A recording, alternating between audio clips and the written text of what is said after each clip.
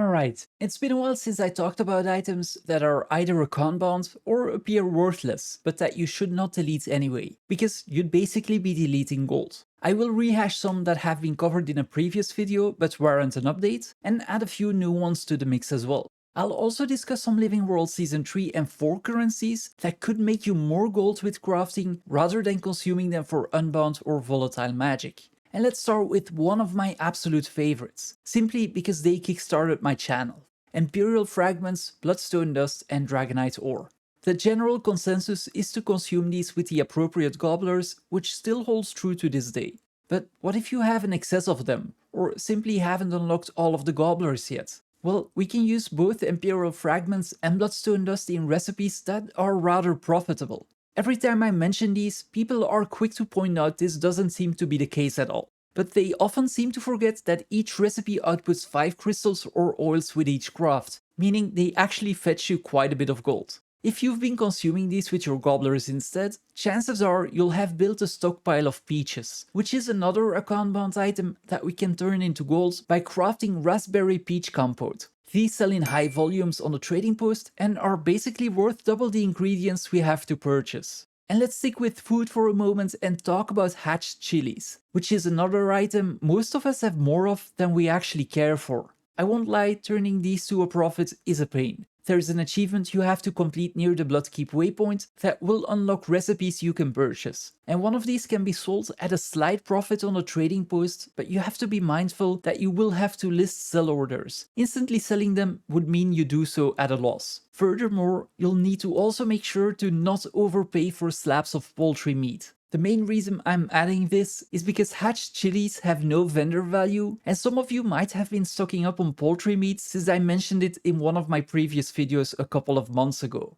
I'm gonna add one more bonus cooking recipe, which actually does not really fit in this list. When you look up oysters on the wiki, you'll notice quite a few recipes use these, but only the oysters with zesty sauce are worth crafting. Ideally, you don't want to be crafting those. Instead, craft fried oysters, which can be used either in oysters with cocktail sauce or with spicy sauce. Both of them sell in rather low volumes, but in the case of the oysters with the cocktail sauce, you can still make about 60% profit by filling instant orders. And a compound currency I often get asked about is Auric Dust, which we all tend to have too much of because of the Octovine meta event. This one isn't as straightforward to use, but if you run the Jack Garant and Legendary Matriarch metas daily, or you farm events in the Tangled Depths and Verdant Brink respectively, you can combine all 3 map resources with Obsidian Shards to obtain Fulgurite, which you can then use to increase your profits from Damask patches and Deldrimor steel plated towels by crafting the jeweled versions.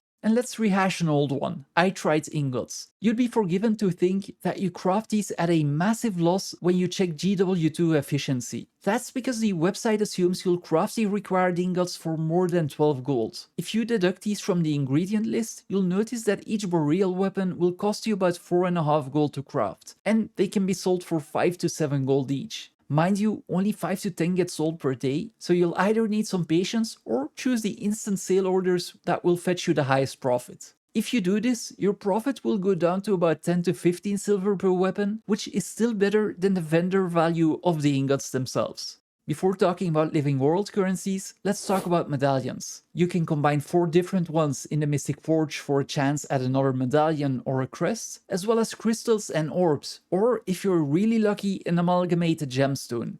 All of these can be put to further use. Crystals can be combined with mithril ingots to craft earrings, which can be salvaged for research notes. Orbs and crests can either be sold on the trading post for some extra gold, or combined with crystalline dust to craft amalgamated gemstones. This last solution isn't the most cost effective, but could provide you with a way to acquire amalgamated gemstones without having to spend your gold on the trading post. Alright, currency time. Keen viewers will already have noticed that we use Fire Orchid blossoms for our magnanimous maintenance oil. If you find yourself short of bloodstone dust, however, you could also use these to craft superior sigils of bounty, which actually sell rather fast on the trading post, and even the instant orders will still allow you to sell at a profit. You could even lower your crafting cost to near zero by farming the other components as well. I recently made a video about how to farm unidentified gear for globs of ectoplasm, and if you follow that guide, you'll also be acquiring a ton of green unidentified gear, from which the runes and sigils can be used to get lucent modes as well as symbols and charms. I'll link the video in the pinned comment, as well as one that will help you pick the right salvaging tools for the different rarities of gear. Winterberries are probably the most popular Season 3 currency, especially once you start outfitting your character with ascended trinkets. But once you've acquired all of the ones you need, you could actually keep farming these and make either winterberry pies or steaks with winterberry sauce for quite a decent profit. The second recipe isn't directly listed under winterberries on the wiki, as it requires you to make the sauce first, which might explain the current margins.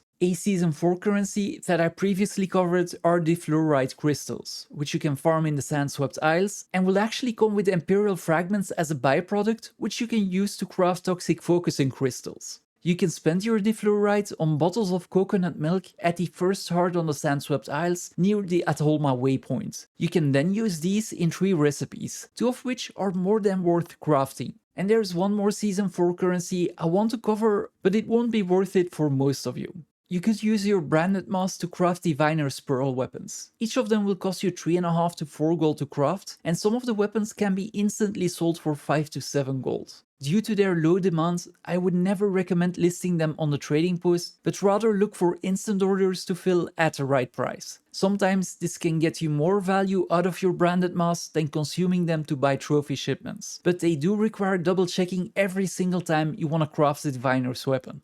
Whatever item you choose to craft with any of the ingredients I went over, always make sure you go over to GW2BLTC and take a look at how many get sold per day or per week. In general, most food and utilities sell in high volumes due to the nature of the product. But this isn't always the case with weapons and armor. For those with an extremely low demand, I often choose to fill instant orders, which technically goes against common sense, but I'd rather get a certain but lower profit right now than maximizing it at the cost of it being stuck for days or weeks. I have lists on my Discord server for some of these items, as well as a few other ones I haven't mentioned in the video, so feel free to join us over there if you haven't yet. There's almost 200 of us and we'd be really happy to have you. If you have any comments or questions, you know where to leave them, and make sure you smash the like and subscribe buttons before you go.